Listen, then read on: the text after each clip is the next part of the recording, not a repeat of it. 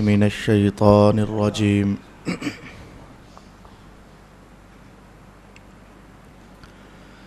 بسم الله الرحمن الرحيم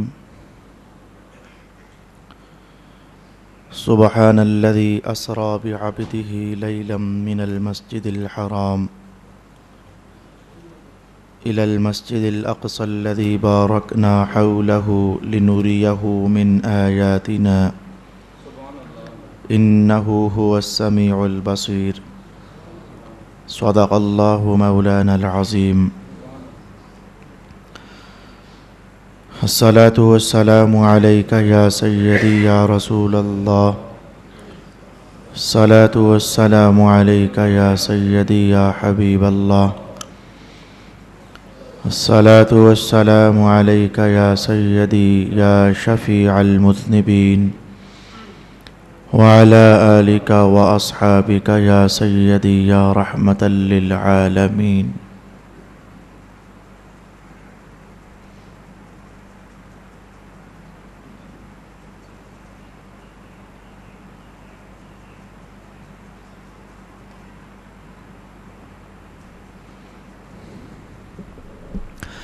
رسول پاک صلی اللہ علیہ وآلہ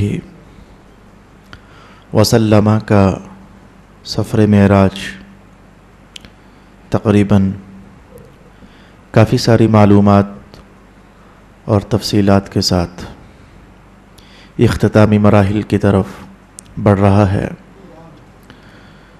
تفصیل عرض کرنے کے بعد چند ایک مخصوص عنوانات ہیں معراج ہی کے حوالے سے جس پر محدثین کرام نے گفتگو فرمائی ہے. جیسے کہ ایک عنوان گزشتہ نشست میں مکمل ہوا، رسول پاک علیہ الصلاۃ والسلام کا شق صدر، سینہ مبارک کا چاک کرنا. اس میں جو اسرار و رموز بنتے تھے محدثین کے حوالہ جات کی روشنی میں آپ کی خدمت میں بیان کیا. آج میں یہ چیز عرض کرنا چاہوں گا اپنی گفتگو کے پہلے مرحلے میں. رسول پاک علیہ الصلاۃ والسلام خود ارشاد فرمایا کرتے تھے کہ اللہ تعالیٰ نے بے شمار کمالات میں سے ایک کمال مجھے یہ بھی عطا فرمایا ہے. امام بخاری نے اسے نقل فرمایا رحمہ اللہ، قال رسول اللہ صلی اللہ علیہ وسلم زبیت لی الارض، میرے لیے زمین لپیٹ دی گئی، مسافتیں کم کر دی گئیں. کبھی ایسا ہوتا ہے کہ ایک دور دراز منزل ہوتی ہے لیکن اللہ تعالیٰ زمین کو درمیان سے لپیٹ کر تو اس منزل کو میرے سامنے کر دیتا ہے. اس پر محدثین نے بحث فرمائی ہے کہ جب حضور کی شانوں میں سے یہ شان ہے کہ دور کے فاصلے سمٹ کر کلوز ہو جاتے ہیں، منزلیں آپ کے سامنے آ جاتی ہیں، تو معراج کے موقع پر ایسا کیوں نہ ہوا؟ اللہ رب العالمین نے براق آپ کو عطا فرمایا، آپ اس براق پر بیٹھ کر تشریف لے گئے. چلو یہ مانا کہ براق کی رفتار بہت زیادہ تھی، جہاں نظر پڑتی تو وہاں پہلا قدم پڑتا، یہ بات مانی. لیکن اس کے باوجود رسول پاک علیہ السلام کے لیے اس دن براق کا استعمال ہونا اور اس کمال کا ظاہر نہ کیا جانا کہ زمین لپیٹ دی جاتی تو بیت المقدس سامنے ہو جاتا. جیسے کہ اختتامی مراحل میں آپ نے سنا ایسا ہوا بھی. وہ جب کافر لوگ سوال کر رہے تھے کہ بتائیں بیت المقدس کے دروازے کتنے ہیں، کھڑکیاں کتنی ہیں، روشن دان کتنے ہیں، تو حضور نے فرمایا کہ میری توجہ تو کہیں اور تھی. تو رب کائنات نے زمین لپٹوا کر فرشتوں سے تو بیت المقدس سامنے کر دیا تھا نا. تو بس اب محدثین کی یہی تو بحث ہے کہ آخر اس دن ایسا کیوں نہ ہوا. آپ گھر سے نکلے، آپ کو نکلنا پڑتا ہی نہ، بیت المقدس اٹھا کر سامنے کر دیا جاتا. آپ نے آسمانوں پر جانا تھا تو فاصلے سمٹ کر کے تو وہ سب کچھ آپ کے حضور پیش کر دیا جاتا. یہ ایک خوبصورت اور باریک بحث ہے جو کہ محدثین کرام نے اٹھائی ہے. میں اس کا جواب دینے کے لیے میں چاہوں گا کہ قرآن حکیم کے ایک دو تین مقامات سے مدد حاصل کروں، ذہن ذرا قریب ہو جائے گا. سوال آپ سمجھے جو آج ہم نے پہلا مرحلہ سیکھنا ہے کہ معراج کے موقع پر براق استعمال کیوں کروایا گیا؟ حالانکہ حضور کا مقام خود اتنا رفیع ہے کہ وہ فاصلے سمٹ جاتے، منزلیں سامنے آ جاتی تھیں، لیکن پھر بھی براق کا استعمال کیوں کروایا؟ دیکھیے علامہ یوسف نبہانی نے یہ جو آیت شریفہ ہے ان اللہ و ملائکتہ یصلون علی النبی یا ایھا الذین آمنوا صلوا علیہ وسلموا تسلیما اللہم صل علی سیدنا و مولانا محمد وعلی آل سیدنا و مولانا محمد واصحاب سیدنا و مولانا محمد وبارک وسلم وصلی علیہ. تو اس آیت پر امام یوسف نبہانی ارشاد فرماتے ہیں کہ رسول پاک علیہ السلام کے لیے دو چیزیں، باقی نبیوں کے لیے ایک، ادھر درود بھی اور سلام بھی. باقی نبیوں کے لیے سلام علی موسیٰ، سلام علی ابراہیم، سلام علی الیاسین، یہ سارے کلمات مقدسہ میں نے قرآن حکیم سے تلاوت کی ہے. علامہ یوسف نبہانی فرماتے ہیں کہ رسول پاک علیہ السلام کے لیے صرف سلام نہیں، بھئی آج جو تحفہ حضور کو عطا فرمایا جا رہا ہے وہ ذرا منفرد ہونا چاہیے، سب سے جدا ہونا چاہیے، وہ مشترک نہیں ہونا چاہیے. یعنی جو اوروں کو بھی دیا جا چکا تو آج پھر وہی رسول اللہ کو دیا جائے، یہ آپ کی شان ذرا اس سے اور اونچی ہے. رب کائنات نے فیصلہ کیا کہ ٹھیک ہے، پھر سلام موسیٰ کے لیے، سلام عیسیٰ کے لیے، سلام یونس کے لیے، سلام ہارون کے لیے، سلام ابراہیم کے لیے، سلام الیاسین کے لیے. تو محبوب پیارے آپ کو سلام تو ہم دیں گے ہی دیں گے، لیکن ساتھ ساتھ ہم نے درود بھی جوڑ دیا ہے، امتیاز ہو جائے، تاکہ محبوب پر صرف سلام نہیں، باقی سب پر سلام، لیکن رسول اللہ کی ذاتیت ہر پر سلام بھی ہے اور درود بھی ہے. یہ ذہن میں کچھ بات آنی چاہیے. اب آئیے میں آپ کو مطلوبہ عنوان پر کچھ کہوں اور پھر اس پر مجھے پھر کچھ کہنا ہے. سوال ہمارا یہ تھا کہ رسول اللہ علیہ السلام آج معراج کے لیے تشریف لے جا رہے ہیں تو زمین لپٹ کیوں نہ گئی، منزل سامنے کیوں نہ کر دی گئی، فاصلے سمٹ کیوں نہ گئے، کیوں آخر آج براق استعمال کیا گیا؟ اس پر محدثین نے ارشاد فرمایا کہ یہ زمین کا جو لپٹنا ہے یہ ایک ایسی خوبی ہے، یہ ایک ایسا کمال ہے، یہ ایک ایسا وصف ہے کہ مصطفیٰ کریم علیہ السلام کے صدقے رب کائنات نے یہ وصف تو حضور کی امت کے اولیاء کو بھی عطا فرمایا ہوا ہے. یہ وصف تو حضور کی امت کے اولیاء کو بھی عطا فرمایا ہوا ہے. جیسے کہ میں نے کسی درس قرآن حکیم میں حضرت ملا علی قاری رحمۃ اللہ تعالی علیہ کے حوالے سے یہ بات عرض کی تھی کہ آج ایک صاحب دل دیہات میں کھڑا ہے، پریشان ہے کہ میں نے جمعہ پڑھنے جانا ہے لیکن میں گھر سے دیر ہو گئی ہے مجھے. تو ایک گھر کے پاس سے گزرا تو ادھر بھی کوئی صاحب دل ہی تھا. اس نے کہا پریشان نہ ہو، ہاتھ میں ہاتھ پکڑتے ہیں. ہاتھ میں ہاتھ پکڑا، کہا آنکھ کھولی ہے تو دیکھا کہ شہر کی جامعہ مسجد میں. اور یہ ایک ایسا عنوان ہے کہ جو اولیاء کی تاریخ میں، ان کی سیرت میں اور ان کی زندگی کے احوال میں ایک بار نہیں بلکہ کئی بار ملاحظہ کیا جا سکتا ہے. بلکہ مجھے حدیث شریف کے الفاظ یاد پڑ گئے. یہ دیکھو آج خطبہ دیا جا رہا ہے اور خطبہ کون دے رہے ہیں؟ حضرت عمر ابن الخطاب خطبہ ارشاد فرما رہے ہیں. اور وہ ہزاروں میل کے فاصلے پر حضرت ساریہ رضی اللہ تعالی عنہ سرارے لشکر بن کر کے تو جہاد کے لیے آپ مصروف عمل ہیں. تو آپ نے وہ فاصلے رب کائنات نے سمٹائے اور آپ نے دیکھا کہ ساریہ کی توجہ ادھر ہے اور لشکر جو ہے وہ گھوم کر کے پیچھے سے حملہ کرنا چاہتا ہے. آپ نے ادھر ہی خطبہ روک کر کے ایک جملہ کہا اور خطبہ آگے بڑھا دیا. وہ جملہ کیا تھا؟ یا ساریہ الجبل، ساریہ گھوم کر دیکھ لشکر پیچھے سے بھی آ رہا ہے. تو یہ فاصلوں کا سمٹ جانا، آج میں یہ آپ سے کہنا چاہ رہا تھا، یہ فاصلوں کا سمٹ جانا یہ تو رب کائنات نے حضور کی امت کے اولیاء کے لیے بھی متعین فرمایا ہوا تھا. محدثین نے کہا کہ پھر آج یوں نہیں، سفر معراج ہونا ہے لیکن آج فاصلے نہیں سمیٹے جائیں گے بلکہ آج ذرا امتیاز ہونا چاہیے. اور وہ امتیاز کیا ہے؟ رب کائنات نے جنت کی سواریوں میں سے ایک سواری حضور کے لیے بھجوا دی. فاصلے سمٹا کرتے ہیں لیکن جنت کی سواری تو میسر نہیں آیا کرتی ہے. یہ پہلی وجہ تھی کہ جس کی بنیاد پر محدثین نے کہا کہ رب کائنات نے رسول پاک صلی اللہ علیہ وآلہ وسلم کو براق عطا فرمایا. اب اس پر میں دوسری بحث آپ کے سامنے لانا چاہوں گا. کوشش کرتا ہوں کہ تمام پہلوؤں کو سمیٹ کر ہم آگے بڑھیں. دوسری بحث یہ لانا چاہوں گا کہ یہ معراج کا واقعہ تو ایسا عنوان ہے جو تمام نبیوں کی دنیا میں کسی کو میسر نہ ہوا. یہ اللہ پاک نے یہ شان رفعت صرف رسول پاک علیہ السلام کے لیے مختص فرمائی ہوئی تھی. تبھی تو اس کا ہر پہلو نرالا ہے، तभी तो इसका हर हवाला जुदागाना है। तो फिर अगर बुराक ही पेश की गई तो बुराक में इम्तियाज तो ना हुआ, ये पहले अंबिया को भी बुराकें पेश की जाया करती थी। अनकरीब हदीस के अल्फाज हम देखेंगे कि पहले रसूलों को भी बुराकें पेश की गई हैं, और बल्कि यही बुराक था जो तमाम अंबिया को लेकर तो वो सफ़र जो अल्लाह चाहता था तय किया करता था।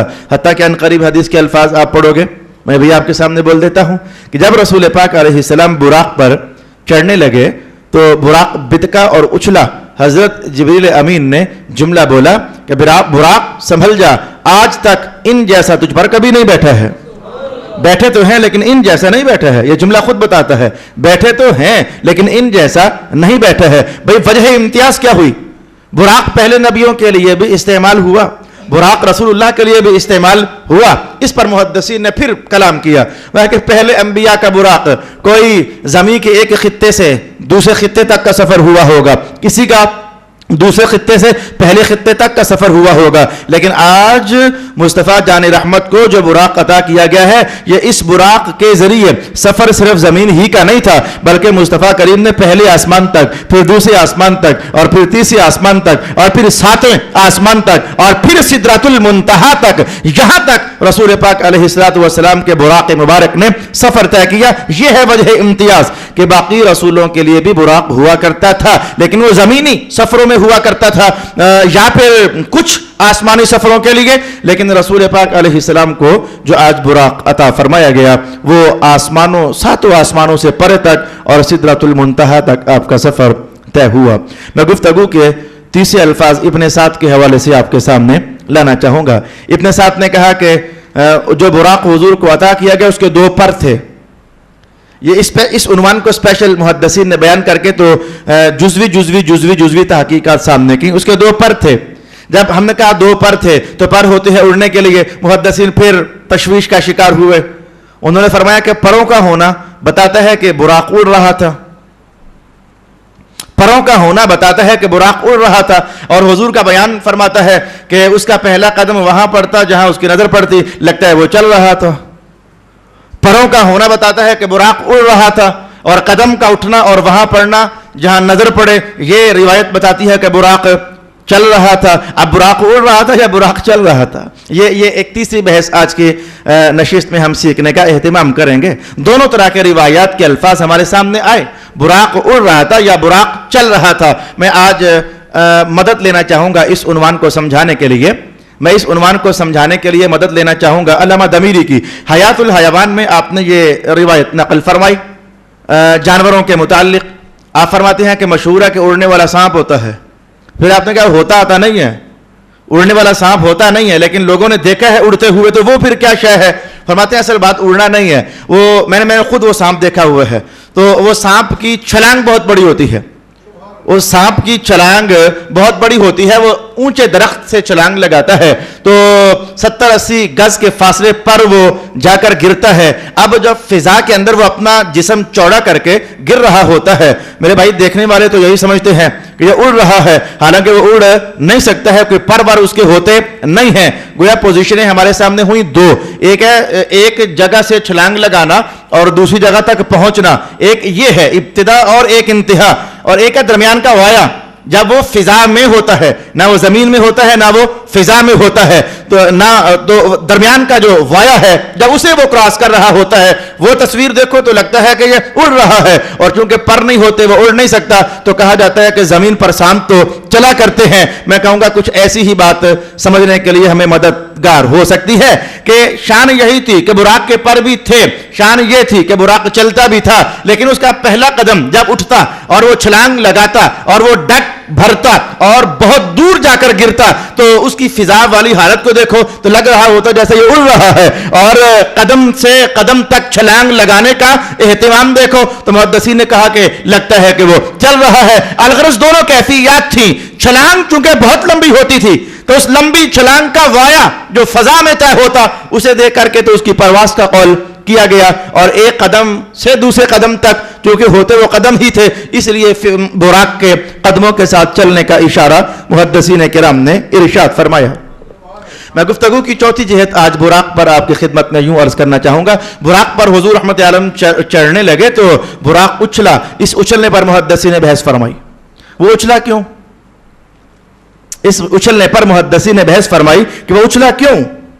یاد رکھنا کہ اس پر ابن بطال کے الفاظ یہ ہیں رحمت اللہ تعالی علیہ. ابن بطال کے الفاظ یہ ہیں کہ گھوڑا جب ایک لمبے عرصے تک بے سوار رہے, استبل میں باندھا رہے, اس پر کوئی چڑھے نہ, ایک لمبے عرصے تک جب زمانہ گزر جائے تو آج پھر جب اس پر کوئی چڑھنے لگے وہ بدکتا ہے, وہ ذرا گھبراتا ہے کہ زمانہ ہو گیا نا, وہ عادت بدل گئی.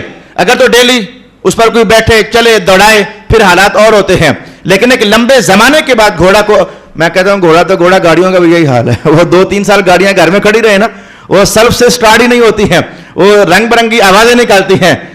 پوچھا جا سکتا ہے لمبا زمانہ اگر گاڑی رکی رہے تو پھر یہ حالات بن جاتے ہیں. تو چونکہ براق کو ایک لمبا عرصہ ہوا, آخری بار جو اس پر سواری ہوئی تھی وہ حضرت عیسیٰ علیہ السلام نے سواری اس پر فرمائی تھی. پھر درمیان میں 550 سال سے زیادہ زمانہ گزر گیا. تو اتنا زمانہ گزرنے کے بعد وہ عادت نہیں رہی تھی سواری اٹھانے کی. تو آج جب رسول پاک علیہ السلام چڑھنے لگے تو وہ ذرا اچھلا اور بدکا. یہ ایک قول کیا گیا ہے, لیکن یہ سب سے کمزور قول ہے جو کہ ابن بطال نے کیا ہے. میں آپ کے سامنے سب سے مضبوط قول عرض کرنا چاہتا ہوں جو علامہ بدر الدین عینی رحمہ اللہ نے ارشاد فرمایا. علامہ بدر الدین عینی فرماتے ہیں کہ میرے استاد محترم فرمایا کرتے تھے.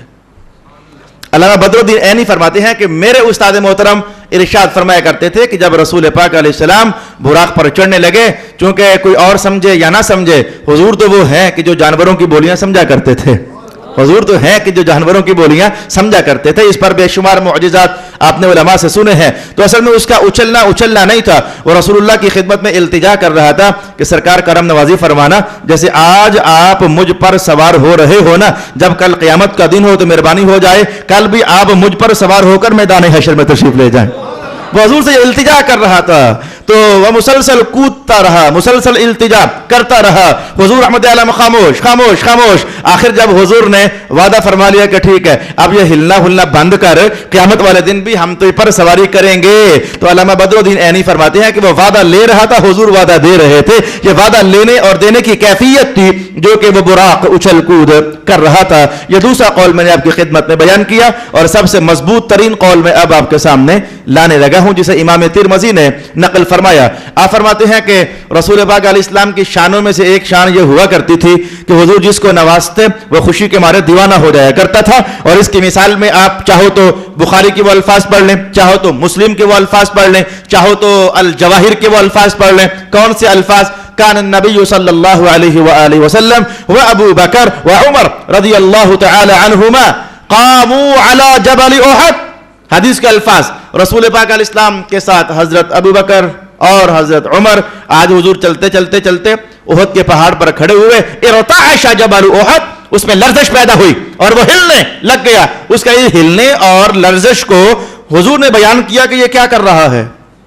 حضور نے بیان کیا کہ ان جبل احد یحبنا ونحبه, ہم چڑھے ہیں تو یہ جو ہل رہا ہے نا, یہ ہلنا اس کا اصل میں ہمارے ساتھ یہ پیار کر رہا ہے, یہ وجد کر رہا ہے, یہ مستی میں آ گیا ہے کہ آج رسول پاک صلی اللہ علیہ وسلم مجھ پر آ کر قیام فرما ہو گئے ہیں. خود حضور رحمت عالم صلی اللہ علیہ وسلم نے فرمایا, اور ساتھ ہی یہ فرمایا اچھا اگر یہ ہم سے پیار کر رہا ہے تو پھر ہم بھی اس سے پیار کر رہے ہیں. پھر حضور نے اسے یہ جملہ ارشاد کیا کہ تھم جا, تجھے پتا نہیں ہے کہ تیرے اوپر ایک نبی کھڑا ہے, ایک صدیق کھڑا ہے اور ایک شہید کھڑا ہے. الفاظ سے میں نے کیا نتیجہ نکالنا چاہا کہ رسول اللہ کی نوازش پر خوشی سے جھوم جانا یہ چٹانوں نے بھی کیا ہے, یہ پتھروں نے بھی کیا ہے, یہ سنگریزوں نے بھی کیا ہے, اور میرے بھائی یہ تو پہاڑوں نے بھی کیا ہے. تو امام ترمذی ارشاد فرماتے ہیں کہ آج جب رسول پاک علیہ السلام براق پر تشریف فرما ہوئے تو اس خوشی پر وہ جھوم اٹھا کہ رسول پاک علیہ السلام سرور کائنات, سرور انبیاء, پہلے مجھ پر نبی سوار ہوتے رہے اور آج مجھ پر نبیوں کا سردار سوار ہو رہا ہے. اس خوشی میں وہ جھوم اٹھا. تو حضرت جبریل امین نے کہا کہ بس اب تھم بھی جا, رسول پاک صلی اللہ علیہ وآلہ وسلم تجھ پر سوار ہونا چاہتے ہیں. میں گفتگو کی 5ویں جہت آپ کے سامنے عرض کرنا چاہوں گا. حضور نے فرمایا کہ میں براق پر سوار ہوا نا, مجھے براق پر سوار کیا گیا. یہ جو الگ الگ جملے ہیں, میں براق پر سوار ہوا نہ، مجھے براق پر سوار کیا گیا. اور اس پر امام بخاری نے جو الفاظ نقل فرمایا کہ میں براق پر سوار ہوا نہ، مجھے براق پر سوار کیا گیا.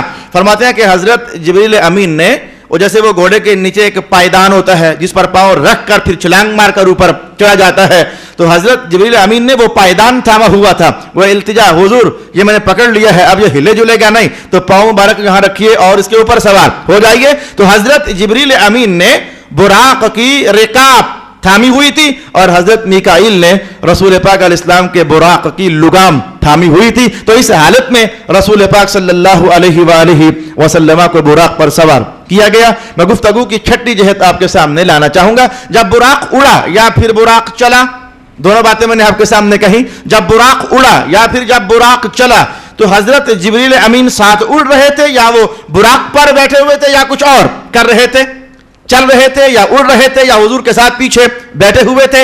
اس سلسلے میں حضرت ابن دحیہ نے جو روایت نقل فرمائی میں وہ بھی آپ کے سامنے لاؤں گا. حضرت عبداللہ ابن مسعود نے جو الفاظ نقل کیے میں وہ بھی آپ کے سامنے لاؤں گا. اور پھر یہ دونوں لگتا ایسی ہے کہ متعارض روایات ہیں، میں ان متعارض روایات کا نتیجہ بھی آپ کی خدمت میں بیان کرنا چاہوں گا. سب سے پہلا حوالہ حضرت حذیفہ کا ہے. حضرت حذیفہ فرماتے ہیں کہ رسول اللہ علیہ السلام کا براق جب اڑا یا پھر جب چلا تو حضرت جبریل امین رسول پاک علیہ السلام کے پیچھے ردیف بن گئے. ردیف جبرائیل علیہ السلام للنبی صلی اللہ علیہ وسلم علی البراق.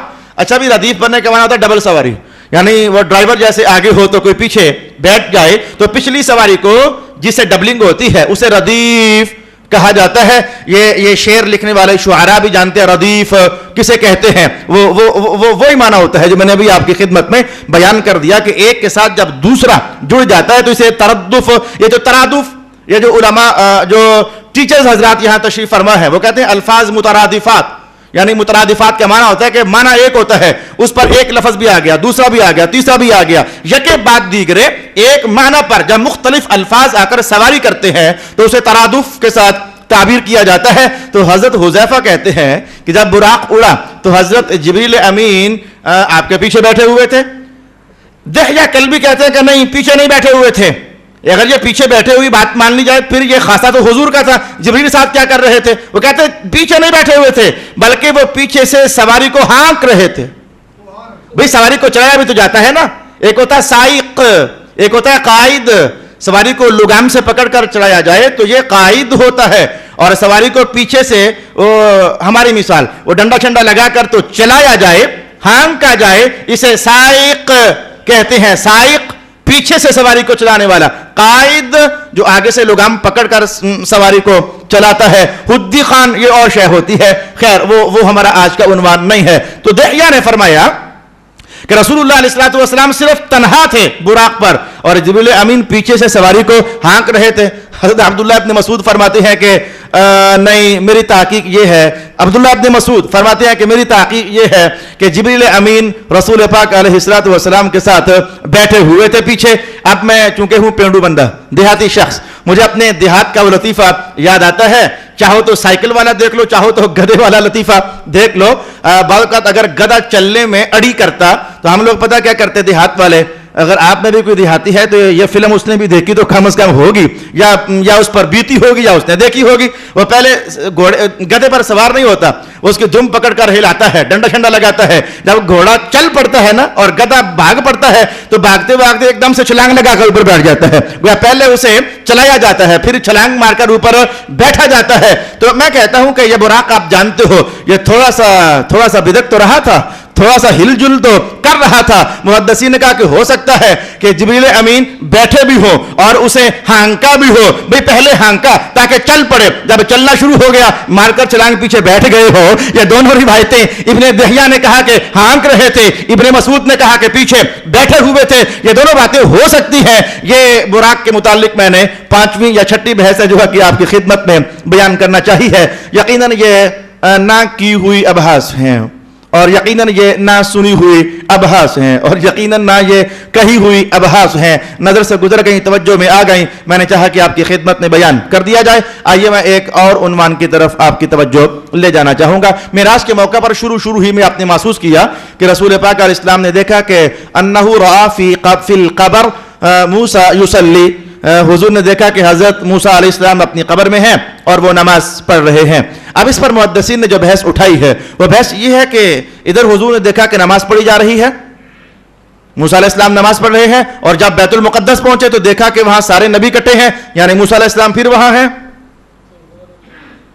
پیچھے چھوڑ کر آئے ہیں، آگے پھر موسیٰ علیہ السلام جماعت میں کھڑے ہیں، اور پھر جب وہ 7ویں آسمان پر پہنچے، چھٹے ہے 7ویں آسمان پر، آپ نے محسوس کیا پہلے دوسرے تیسرے مختلف انبیاء تھے، تو چھٹے آسمان پر موسیٰ علیہ السلام تھے، تو ادھر پیچھے چھوڑ کر گئے تو آگے پھر کھڑے، ادھر پیچھے چھوڑ کر گئے تو آگے پھر کھڑے۔